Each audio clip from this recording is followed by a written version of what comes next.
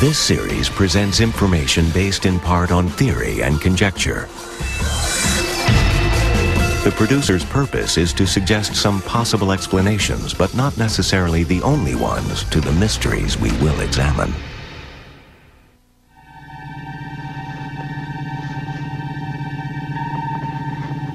A family in Utah claims they were abducted from the safety of their home and held prisoner on board a UFO.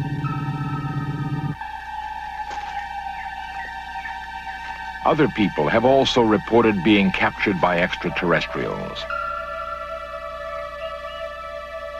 A man in Wyoming claims that while he was hunting, he came face to face with alien beings and was forcibly taken on board their spacecraft.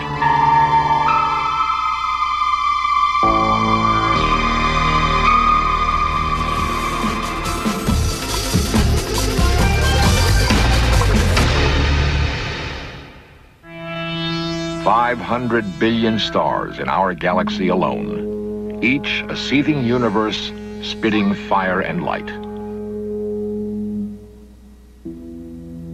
Only recently have the powerful eyes of radio telescopes given mankind a glimpse of the infinity of space. Astronomers maintain that if intelligent life exists on distant worlds, the likelihood of it crossing the endless chasm of time and space is next to impossible. Yet, 50,000 UFO sightings are reported each year. Some are backed by what is purported to be concrete evidence, like the suspended image of a UFO captured by an Arizona cameraman in 1966. The television cameraman isn't the only person who's convinced that he has proof that UFOs are visiting the Earth. What's even more startling are the first-hand accounts of people who insist that they've been abducted by extraterrestrials. These people claim to have been held as prisoners on board spacecraft, examined by aliens, and then released. What makes their testimony difficult to dismiss is that it comes from average Americans.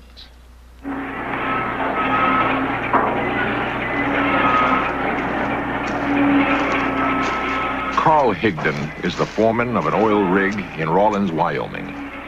He's been at the same job for 15 years, working 6 days a week to support a family of 7. His crew refers to him as the Wyoming Coyote because of his feisty determination to get the job done against all odds.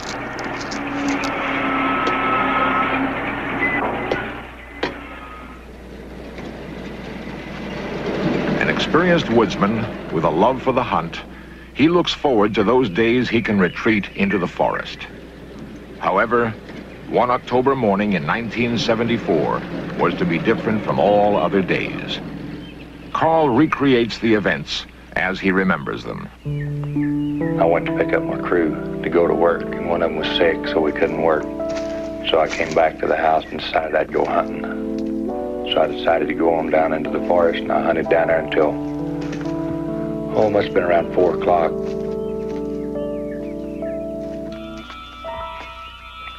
So I walked down over this hill. Whenever I got over the hill, I seen these 5 elk standing down there. One of them was a big bull, so I raised my gun to shoot. Then, something happened beyond his range of experience.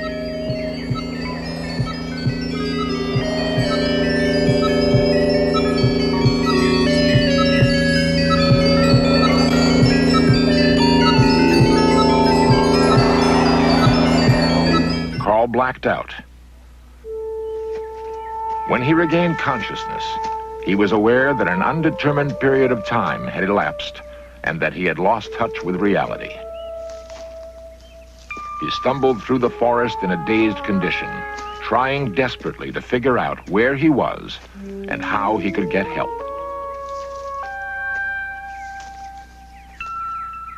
By 8 in the evening, Marjorie Higdon became alarmed when her husband hadn't returned. She called for a search party. Hello, Marilyn? Yes, this is Margie. Carl's not in from hunting yet, and I was wondering if you guys could take me out and look for him. Yeah, I know, but he's not in yet. Yeah, but I don't have a 4-wheel drive. Uh-huh. Well, I don't know. I just feel like I ought to go look for him.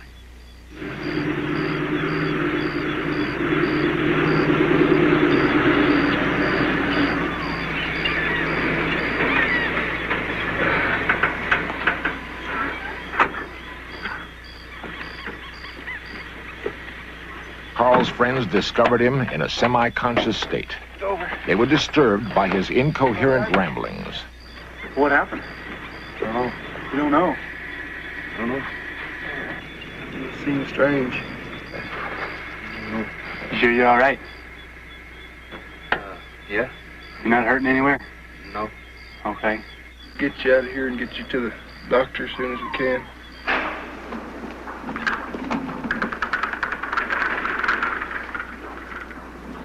Carl was rushed to the emergency ward of the Carbon County Hospital, where he had trouble seeing, hearing, and speaking.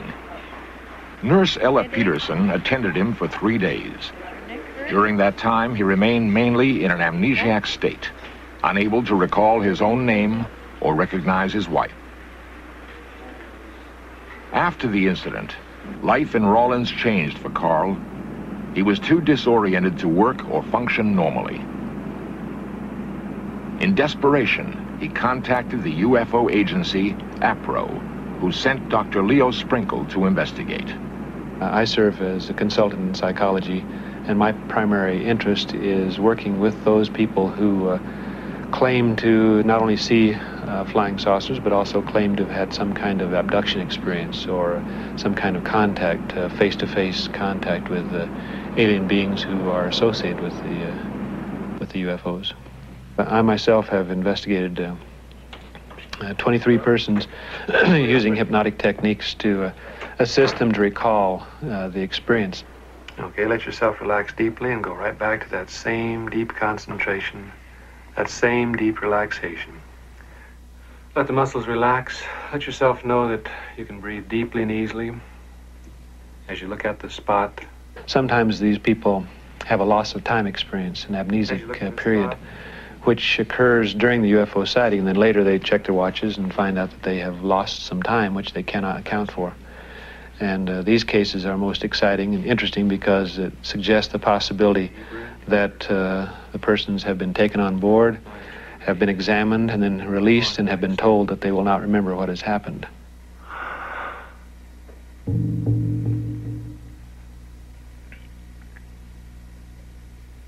Fire.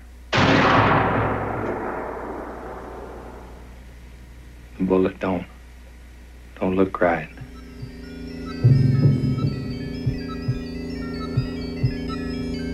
There's somebody.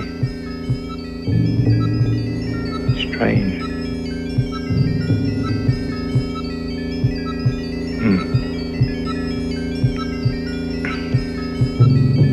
He wants me to go with him.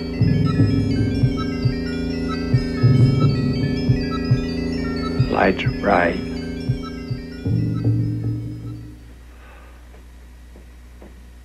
Lights are...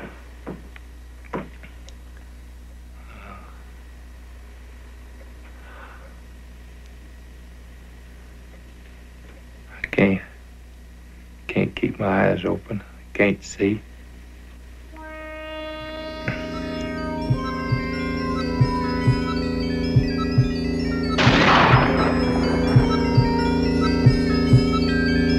They look like me, same features. He said the sun burns him. He's gonna take me back. Just let yourself go back inside the cubicle. What happens inside the cubicle? Oh. Can't get in, there ain't no door. Do you know how you get in? No. We're above the trees. I can see pretty good. The ball looks like a basketball. But it's got a blue, gray outline.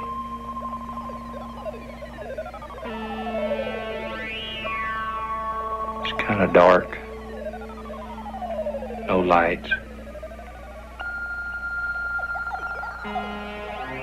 There's the lights again.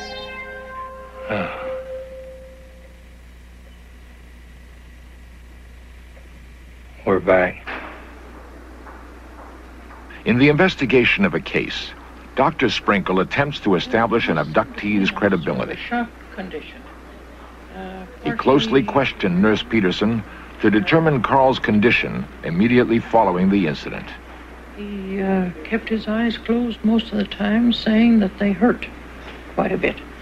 And other than that, why, he had no complaints of pain. Raise both arms for me. This first detachment goes across your upper abdomen. In order to corroborate the story, he arranged for a polygraph exam to be administered.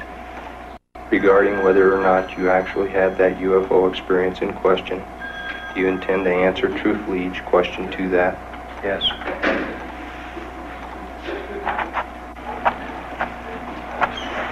Did you ride in that spacecraft you described to me? Yes. In my own personal opinion, I find with the cases I've investigated that there seems to be no evidence of hoax. There seems to be no evidence of a psychotic reaction which has caused the individual to falsely believe that he or she has had an abduction, so that I'm left with the mysterious and sometimes uncomfortable feeling that the cases are happening as the individuals described. That is, that they are being taken on board, examined, and released by intelligent beings who, for their own reasons, are engaging in these experiences.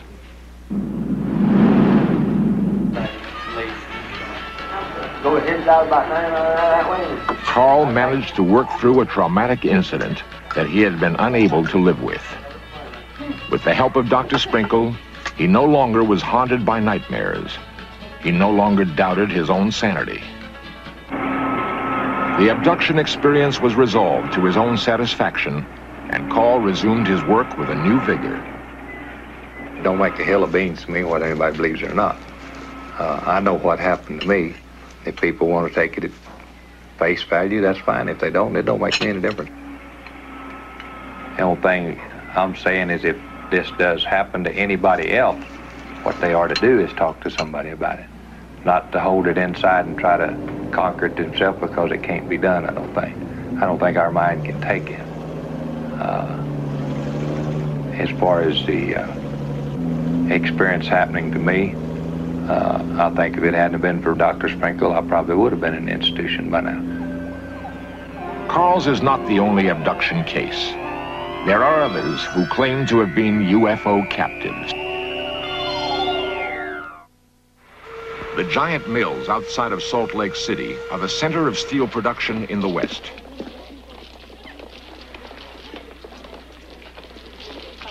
My name is Pat Roach, and I work at the steel company in Orem. I'm a millwright apprentice. I should be a journeyman in another year or two. Pat is one of 5,000 employees at the steelworks. When she completes her training as a millwright apprentice, she will be the only woman licensed to make repairs on the heavy machinery.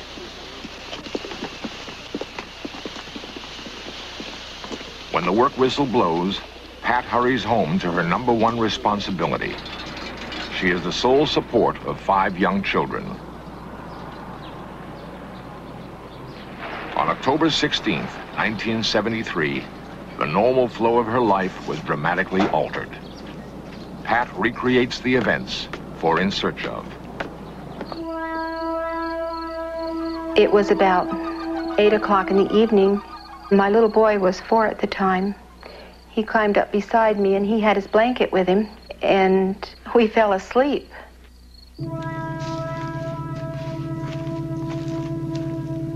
Sometime between 8 and midnight, something invaded the privacy of Pat's home. Her children, normally alert to strange sounds in the night, slept on, as if put in a deep trance. They would later believe that they were abducted during their sleep.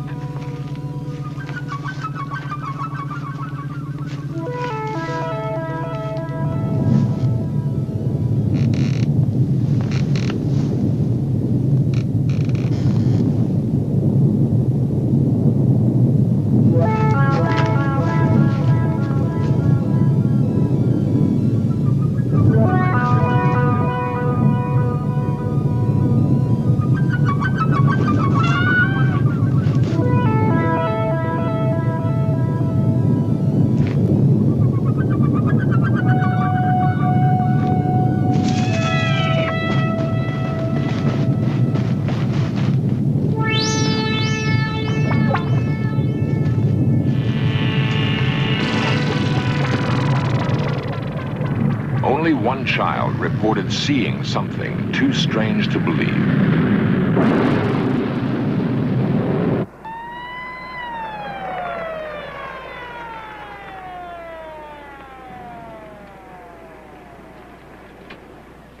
Police Sergeant Ray Edwards answered Pat's call for help.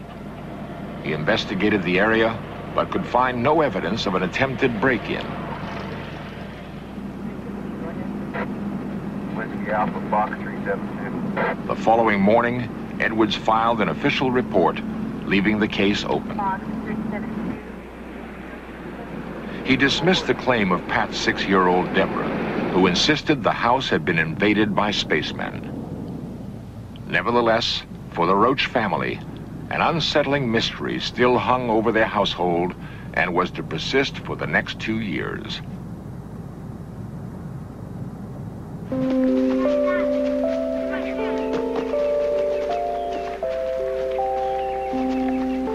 UFO investigators believe victims suppress the memory of an abduction because they are programmed to do so. Researchers feel, however, that children stand a better chance than adults of resisting mind manipulation. I wouldn't have actually known what happened that night. I probably wouldn't have even investigated it at all if it hadn't been for the fact that 2 of my children were just positive that they were spacemen.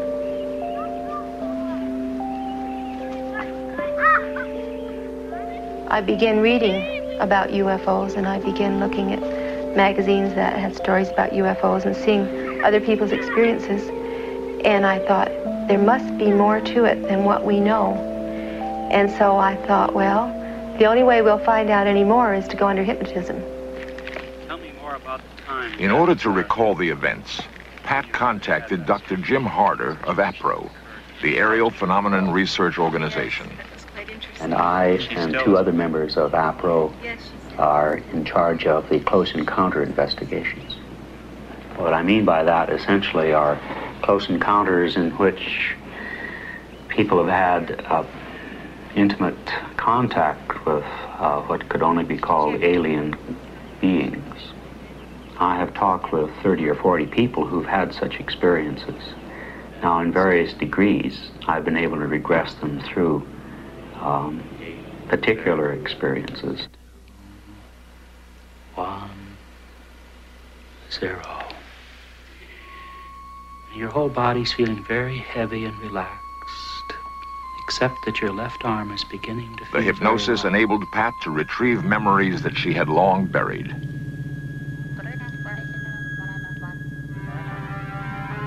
So I remember what the interior of the spaceship looked like. It seemed that the walls fell away as you went to the ceiling, and you could see the stars and everything. There was this TV scanner that would start at the top of my head and go all the way down and come back again. It was like an eye. I was examined by a man that was just an ordinary man. He was a little over 6 foot tall. So I was very upset because he came at me with a needle, a long needle right here. I was angry with him because I didn't feel that they had any right to come into someone's home and take them.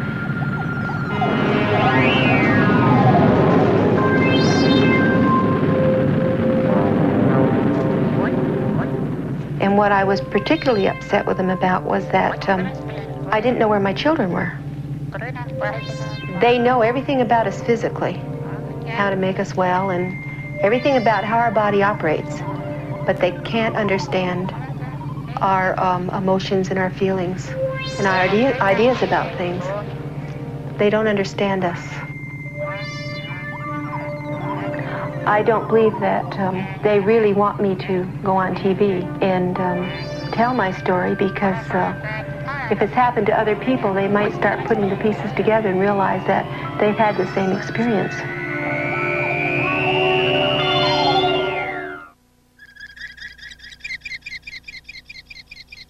Powerful radio telescopes point to the heavens, listening to the noise of the universe.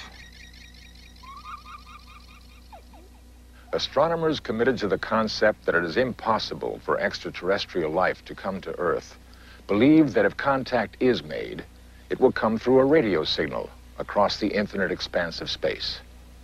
But there are others, ordinary men and women, who insist that intimate contact has already been made.